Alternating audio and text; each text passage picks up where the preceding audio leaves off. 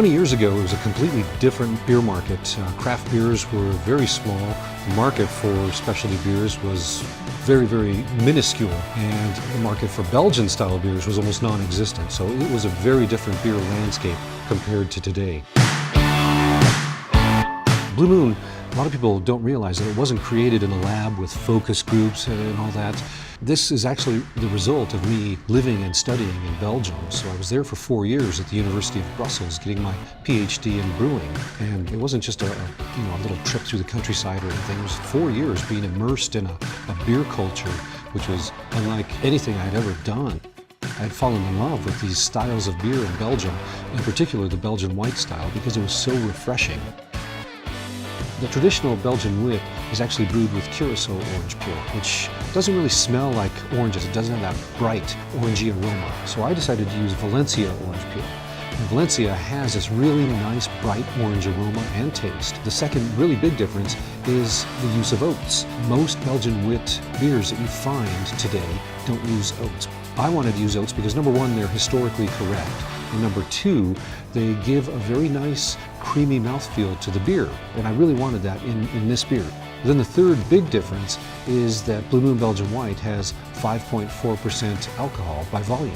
Traditional Belgian wits have about 4%, so we have a full degree higher of alcohol in our beer for a couple of reasons. One, I think it makes the beer go better with food, and number two, it brings out the flavors that are in the beer.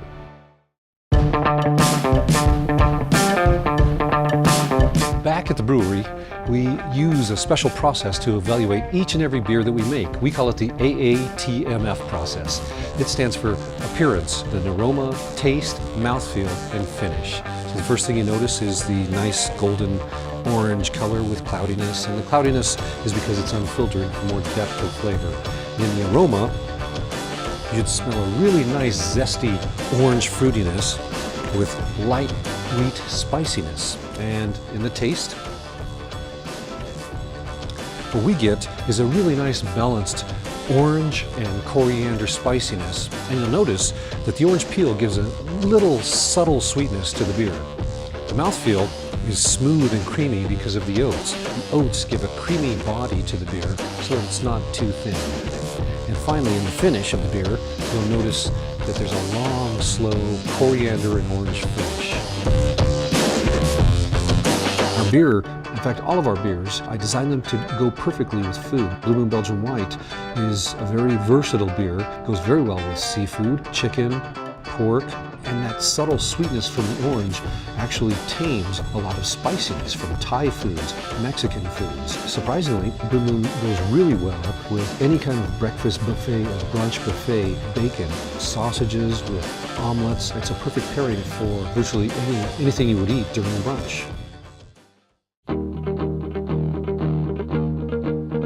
For Blue Moon Belgian White, we use the highest quality ingredients that you can procure on the planet. I want to make the highest quality beer that we can. We work with the growers to make sure that the orange peel is peeled off and dried to our specifications, that the oats are harvested to our specifications. The coriander has to be harvested and stored to our specifications. So everything really revolves around what we want to be the best in our beer.